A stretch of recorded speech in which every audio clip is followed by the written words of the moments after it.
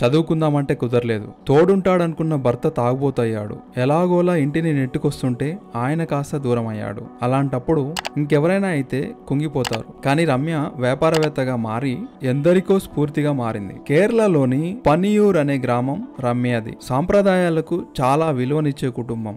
పైగా ఆర్థిక పరిస్థితి అంతంత మాత్రం.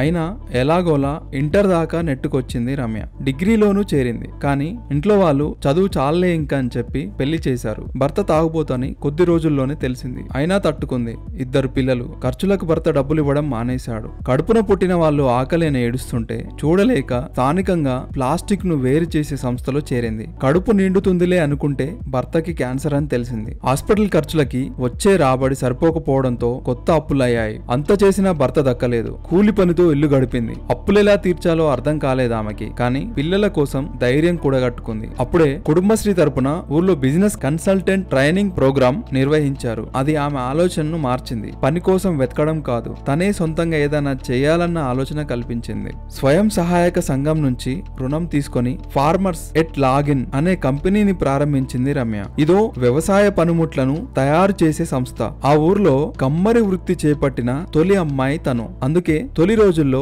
ఊళ్ళో వాళ్ళ నుంచి చాలా వ్యతిరేకత మొదలైంది. ఇది అమ్మాయిలు చేసే పని కాదన్నారు. అన్ని తట్టుకొని నిలబడింది ఆమె. నాన్న తాతలు కమ్మరి వృత్తి చేసేవారు. సొంతంగా ఏం చేయాలి అని అనుకున్నప్పుడు ఆమెకు తట్టిన పని అదే. అందుకే దాన్ని ఎంచుకుంది. రైతుల యొక్క ఇబ్బందులు తెలుసుకుంది కాబట్టి వారికి అనుగుణంగా వాటిని తీర్చిదిద్దగలిగింది.